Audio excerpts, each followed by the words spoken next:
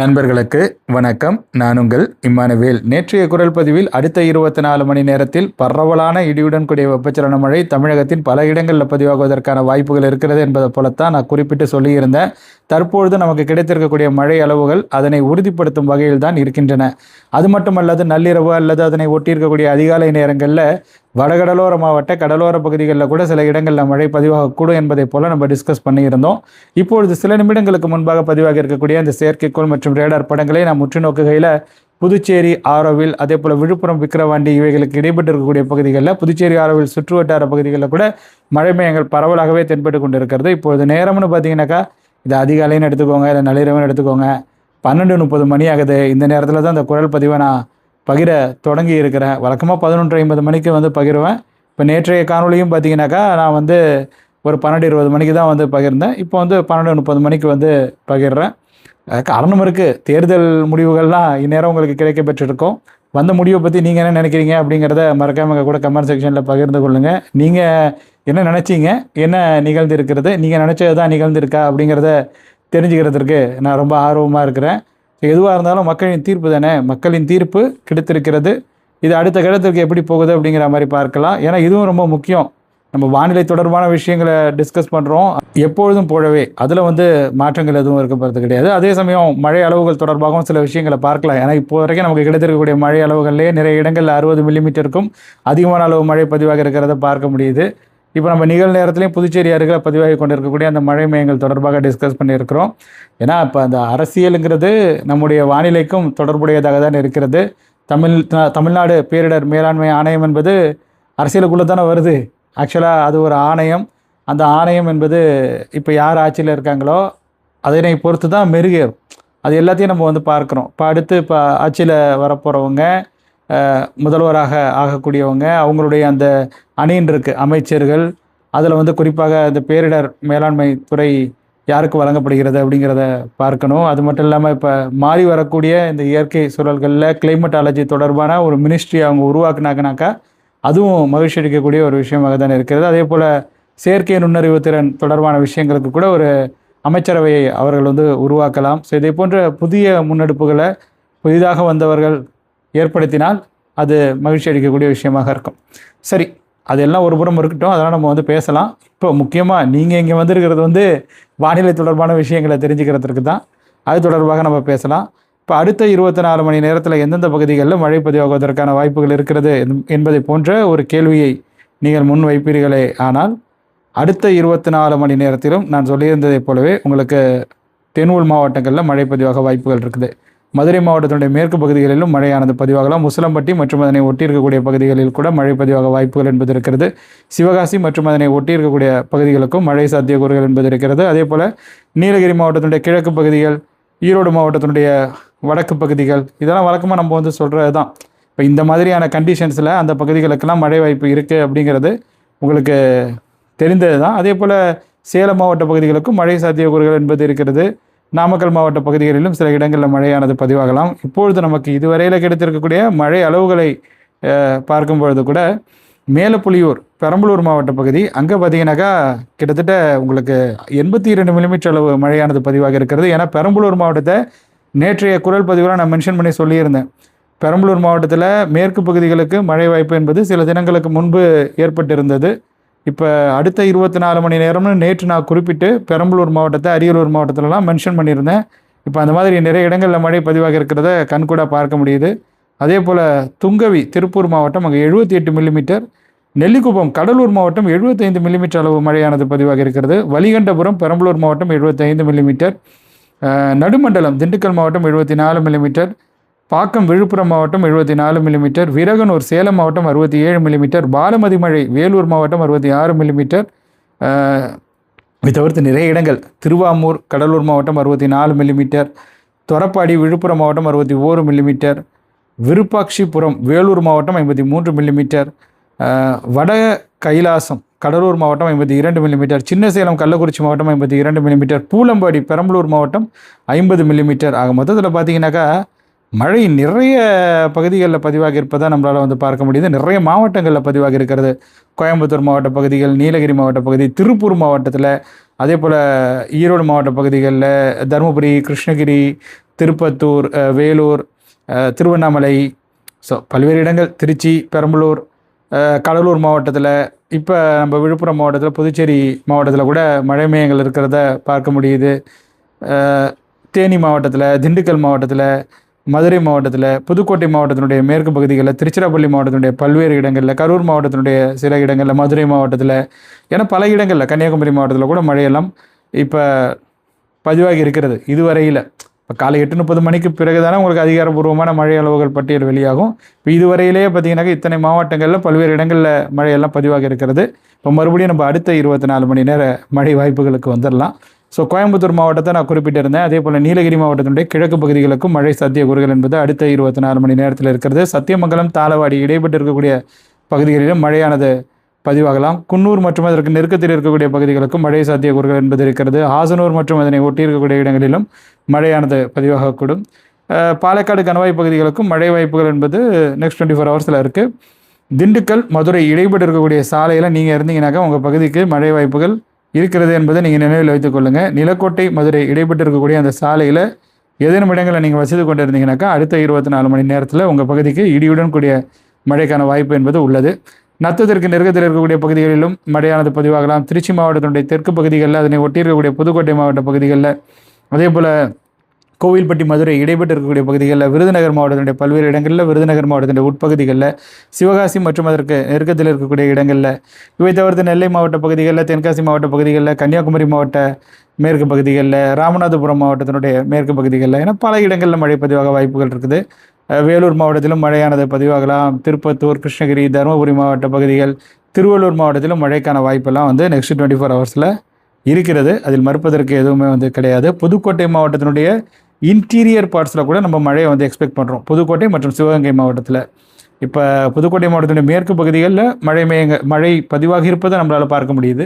இப்போ நெக்ஸ்ட் 24 ஹவர்ஸில் பார்த்தீங்கன்னாக்கா உங்களுக்கு புதுக்கோட்டை மாவட்டத்தினுடைய உட்பகுதிகள், ஏன் புதுக்கோட்டை மாவட்டத்தினுடைய கிழக்கு பகுதிகளில் கூட மழை பதிவாகலான்னா பார்த்துக்கோங்களேன். எதை நம்ம சொல்கிறோம்னாக்கா புதுக்கோட்டை, காரைக்குடி இடைப்பட்டு இருக்கக்கூடிய பகுதிகளை, அறந்தாங்கி மற்றும் அதற்கு நெருக்கத்தில் இருக்கக்கூடிய இடங்களை இந்த மாதிரி தான் மென்ஷன் பண்ணுறோம். சேலம் மாவட்டத்தினுடைய கிழக்கு பகுதிகளுக்கும் மழை வாய்ப்பு இருக்குது. பெரம்பலூர் மாவட்ட பகுதிகளிலும் மழையானது பதிவாகலாம். கள்ளக்குறிச்சி மாவட்ட பகுதிகள், கரூர் மற்றும் அதற்கு அருகாமையில் இருக்கக்கூடிய இடங்கள், பழனி மாதிரியான பகுதிகளாக நீங்கள் கேட்டிருந்தீங்க. மேபி அடுத்த 24 மணி நேரத்தில் பழனி, தாராபுரம் இடைப்பட்டு இருக்கக்கூடிய சாலையில், ஊதியூர், பழனி இடைப்பட்டு இருக்கக்கூடிய பகுதிகளிலும் மழை பதிவாக வாய்ப்புகள் என்பது இருக்கிறது. அதே போல் நாமக்கல் மாவட்டத்தினுடைய பல்வேறு இடங்களிலும் மழையெல்லாம் பதிவாகலாம். திருச்சி மாவட்ட வடக்கு பகுதிகளிலும் மழையானது பதிவாகலாம். ஸோ அடுத்த 24 மணி நேரமும் நமக்கு நன்றாக மழை வழங்கக்கூடிய ஒரு நேரமாக தான் இருக்க போகிறது, ஒரு நாளாக தான் இருக்க போகிறது. இன்றைக்கு தேதி அதை நான் முதல்ல பகிரணும் இல்லையா? இன்றைக்கு தேதி 5/5/2026. இப்போ நம்ம 4ஆம் தேதி பதிவான அந்த மழை அளவுகளை தான் பார்த்துருந்தோம். இப்போ அடுத்த 24 மணி நேர மழை வாய்ப்புகளையும் பார்த்துட்டோம். அதாவது இன்று பிற்பகல், மாலை மற்றும் இரவு நேரங்களில் மற்றும் நள்ளிரவு, அதிகாலை நேரங்களில் பதிவாகக்கூடிய மழை தொடர்பாக பார்த்துருக்குறோம். இப்போ இவை தவிர்த்துன்னு பார்த்தீங்கன்னாக்கா நம்ம கேள்விகளுக்கு பதில் வழங்குவோம். அதையும் நம்ம செஞ்சிடலாம். இப்போ உங்களுடைய கேள்விகளை தான் நான் தேடிக்கிட்டு இருக்கேன். அதுக்கு நம்ம யூடியூப் ஆப்புக்குள்ளே போய் இந்த கேள்விகளை எடுக்க வேண்டியது இருக்குது. விஜயகுமார் அப்படிங்கிற நண்பர் இனிய காலை வணக்கம் ஐயா. கோவை மாவட்டம் அன்னூர் வடக்கு பகுதியில் நேற்று வரை மழை இல்லை. இங்கு வாழைக்கு தண்ணீர் பற்றாக்குறை காரணமாக லாரியில் தண்ணீர் வாங்கி சொட்டு நீர் பாசனம் மூலம் பாய்ச்சி வருகின்றனர். வரும் நாட்களில் நல்ல மழை கிடைக்குமா? நன்றிங்க அப்படிங்கிற மாதிரி கேட்டிருக்கிறாரு. நிச்சயமாக மழை வாய்ப்புகள் என்பது இருக்கிறது. ஆனால் அந்த வெப்பச்சலன மழை சில பகுதிகளில் அதிகமாக பதிவாகிறது, சில பகுதிகளில் பெரிய அளவில் பதிவாகிறதில்ல, சில பகுதிகளில் அது புறம் தள்ளி விடுகிறது. சில இடங்களில் காற்றை மட்டும் மிகப்பெரிய அளவில் வீசிவிட்டு அது சென்று விடுகிறது. இப்படி தான் இருக்கும். வெப்பச்சலன மழையினுடைய இயல்பே இதுதான். Hit or miss. சில இடங்களுக்கு ஒர்க் அவுட் ஆகும், சில இடங்களுக்கு ஒர்க் அவுட் ஆகாது. பட் பொதுவாக நம்ம பேசுகிறது மேற்கு மற்றும் மேற்கு உள் மாவட்டங்களுக்கு, ஏன் கோயம்புத்தூர் மாவட்டத்தினுடைய வடக்கு பகுதிகளில் அங்கே கூட மழைக்கான வாய்ப்பு இருக்குது. ஸோ அன்னூரில் அடுத்து வரக்கூடிய நாட்களில் மழை பதிவாகுங்கிற நம்பிக்கையோடு நம்ம காத்திருக்கலாம், நம்புவோம். அந்த மாதிரி தான் இருக்குது இப்போ நிலைமை. சிவ பரமசிவம் அப்படிங்கிற நண்பர் காலை வணக்கம் சார். திருச்சி மாவட்டம் முசிறி வட்டம், புதுமங்கலம், போரூர், ஜம்புநாதபுரம் இந்த பகுதிக்கு மழை வருமா சார்? ரொம்ப மென்ஷன் பண்ணி டீப்பாக இறங்கி கேட்டிருக்கீங்க. ஆக்சுவலாக நான் பார்க்குறேன் அது எந்த இடத்துல இருக்குது அப்படிங்கிறத. பொதுவாக நம்ம சொல்கிறது திருச்சி மாவட்டத்தினுடைய பல்வேறு இடங்களிலும் மழை பதிவாக வாய்ப்புகள் இருக்குது. இப்போ நம்ம நாமக்கல் மாவட்டத்தில் மழை வாய்ப்பு இருக்குதுன்னு சொல்கிறோம். இப்போ அடுத்த 24 மணி நேரத்தில் நம்ம டிஸ்கஸ் பண்ணியிருந்தது எப்படி நாமக்கல், கரூர், திருச்சிராப்பள்ளி மாவட்டத்தினுடைய தெற்கு பகுதிகள், திண்டுக்கல் மாவட்ட பகுதி, ஸோ திருச்சி மாவட்டத்தினுடைய மேற்கு பகுதிக்கும் மழை வாய்ப்புகள் என்பது இருக்கும். முசிறியை ஒட்டி இருக்கக்கூடிய சில இடங்களிலும் இடியுடன் கூடிய வெப்பச்சலன மழையை நீங்கள் அடுத்த 24 மணி நேரத்தில் எக்ஸ்பெக்ட் பண்ணலாம். சுப்பிரமணி திரு அண்ணாமலை மாவட்டம், திருவண்ணாமலை மாவட்டம், ஓகே, திருவண்ணாமலை மாவட்டம் நல்லா பிரித்து எழுதியிருக்காங்க, அதனால தான் அப்படி படிக்கிறேன். தனியாக இருக்குது, அந்த அடுத்த வார்த்தை தனியாக இருக்குது. திருவண்ணாமலை மாவட்டம் ஜவ்வாது மலைக்கு 3 நாளாக நல்ல மழை பெய்து வருகிறது, நன்றி அப்படிங்கிற மாதிரி சொல்லியிருக்காரு. உங்களுக்கு முன்னாடிய நன்றிகளை தெரிவித்துக் கொள்கிறேன். இப்போ இந்த மாதிரி நீங்கள் சொல்லும் போது நமக்கு அதை உறுதிப்படுத்தக்கூடிய வகையிலாக இருக்கிறது. மழை அளவுகளை வச்சு பொதுவாக நம்ம உறுதிப்படுத்திடுவோம். பட் மழை அளவுகளை வைத்து மட்டுமே உறுதிப்படுத்த முடியாத சில விஷயங்கள்னு இருக்குது. ஏன்னா சில பகுதிகளில் மழைமானிகளே கிடையாது. எல்லா இடங்களிலையும் ஒரு 5 கிலோமீட்டருக்கு ஒரு இடத்துல வைக்கிறதுங்கிறது சாத்தியமற்றது. இல்லை 2 கிலோமீட்டருக்கு ஒரு தடவைலாம் ஒரு இடத்துல ஒரு மழைமானி வைக்கணுங்கிறதுலாம் ரொம்ப கஷ்டமான விஷயம். சாத்தியமற்றதுன்னு சொல்கிறத விட ரொம்ப கஷ்டமான விஷயம், கடினமான விஷயம். அது எல்லாத்தையும் மெயின்டைன் பண்ணணும். இந்த மாதிரி ஏகப்பட்ட சிக்கல்கள் இருக்குது. பட் அந்தந்த பகுதிகளில் இருக்கக்கூடிய நண்பர்கள் சொல்லும்பொழுது சில தகவல்கள் நமக்கு ஒரு இன்புட்டாக இருக்குது. ஏன்னா எப்படி ஒரு கணினி கணிக்கிறதோ, ஏதோ ஒரு ஒரு விஷயத்தை எடுத்துக்கொண்டு அது ப்ராசஸ் செய்து அது அவுட்புட்டாக கொடுக்குதோ, அந்த மாதிரி நம்மளும் வானிலை தொடர்பான விஷயங்களை அனலைஸ் பண்ணி இதை மாதிரி நடக்கிறதுக்கு வாய்ப்பு இருக்குது அப்படிங்கிற மாதிரி சொல்கிறோம். அப்போ நீங்களும் இந்த மாதிரி நடந்திருக்கு அப்படின்னு சொல்லும்பொழுது அது நமக்கு ஒரு எப்படி சொல்கிறது, அதை ஒப்பிட்டு கொள்வதற்கு, அதன் வாயிலாக நம்மை மெருகேற்றிக் கொள்வதற்கு பயன் வழங்கக்கூடிய ஒரு விஷயமாக அமைகிறது. ஸோ அந்த வகையில் பார்த்தீங்கன்னாக்கா அவர் ஜவ்வாது மலை பகுதிகளில் பதிவாக இருக்கக்கூடிய மழை தொடர்பாக நமக்கு சில தகவல்களை ஷேர் செய்திருக்கிறார். அடுத்தடுத்து வரக்கூடிய நாட்களிலும் ஜவ்வாது மலை மற்றும் அதனை ஒட்டியிருக்கக்கூடிய இடங்களுக்கு மழை வாய்ப்புகள் என்பது இருக்கிறது. Sathish SPS, Namakkal Erumapatti to Pavithram between Kolli hills area rain எப்போ வரும் ப்ரோ அப்படிங்கிற மாதிரி கேட்டிருக்காரு. நம்பிக்கையோடு காத்துருங்க. கண்டிஷன்ஸ் ரொம்ப ஃபேவரபுளாக இருக்குது கொல்லிமலை பகுதிகளுக்கும். ஸோ இந்த மாதிரியான காலகட்டத்தில் ஆக்சுவலாக கொல்லிமலை பகுதிகளில் மழை பதிவாகும். ராசிபுரம் அதற்கு நெருக்கத்தில் இருக்கக்கூடிய இடங்களில் மழை பதிவாகும். ஸோ அதனால் நீங்கள் நம்பிக்கையோடு காத்துருங்க. அப்படி இல்லைனா கூட, அது இப்படி இல்லைனாங்கிறது நான் ஒரு எப்படி சொல்கிறேன்னாக்கா, இப்போ ஒருவேளை உங்களுக்கு அது நீங்கள் எதிர்பார்த்த அளவுக்கு பலன் வழங்கலைனாக்கா, இருக்கவே இருக்குது தென்மேற்கு பருவமழை தொடங்கிய பிறகு அது வீக்காக இருக்கக்கூடிய நிலை. அதாவது தென்மேற்கு பருவமழை தொடங்கி அது ஆக்டிவாக இருக்கும் போது பிரச்சனை கிடையாது. அது வீக்காகும் போது நல்ல மழையை நம்ம நாமக்கல் மாவட்டத்திலும் எதிர்பார்க்கலாம். சதீஷ் ராக்கி, குட் மார்னிங் தம்பி. ஸ்ரீலங்கா பட்டிக்கோலா ரெயின் இருக்கா இல்லையா சொல்லுங்கள் தம்பி. ஸோ நான் பார்த்துட்டு செக் பண்ணிட்டு சொல்கிறேன், அப்டேட் பண்ணுறேன். ஸோ இலங்கையை பொறுத்த வரைக்கும் அங்கும் இங்குமாக மழை பதிவாகும். இது வெப்பச்சலன மழை தானே. இது நம்ம பருவமழை மாதிரி எப்படி சொல்கிறது, அந்த அளவுக்கு பாதிப்பை ஏற்படுத்தணும்லாம் சொல்ல முடியாது. இது அங்கொன்றும் இங்கொன்றுமாக பெய்யும். நான் பார்த்துட்டு உங்களுக்கு தெரியப்படுத்துகிறேன். மதிவானன் அப்படிங்கிற நண்பர் தம்ஸ்அப் கொடுத்துருக்காரு, நன்றி. அதுக்கப்புறம் ஜெயக்கண்ணன் மருதூர், நாகப்பட்டினம் மாவட்டம் வேதாரண்யம் பகுதி தகட்டூர் மருதூர் மழை எப்போது கிடைக்கும் அப்படிங்கிற மாதிரி கேட்டிருக்காரு. இட்ஸ் வெரி ட்ரிக்கிங்கிறத விட இப்போ அது இருக்கக்கூடிய அந்த அமைப்பை பாருங்கள். இப்போ உட்பகுதிகளில் மழை வாய்ப்பு இருக்குது. இப்போ தான் நம்ம அதாவது நேற்று தான் நான் சொல்லியிருந்தேன், கடலோர பகுதிகள் வரையில் மழை மேகங்கள் வருவதற்கான வாய்ப்புகள் இருக்குது அப்படிங்கிற மாதிரி. ஸோ கண்டிஷன்ஸ் ஃபேவரபுளாக இருக்கிற பட்சத்தில் மழைக்கான வாய்ப்புகள் சில இடங்களில் ஏற்படலாம். பட் ரொம்ப பெரிய அளவில் எதிர்பார்ப்புகளை அந்த பகுதிகளில் வைத்துக்கொள்ளாதீங்க. இப்போ இருக்கக்கூடிய சூழலை பொறுத்து நான் சொல்கிறேன். சரி, நண்பர் கேட்டிருக்காரு பட்டிக்கோலாவை பற்றி. பட்டிக்கோலாவிற்கு மழை வாய்ப்பு இருக்கா இல்லையா அதை நம்ம பார்த்துடலாம்.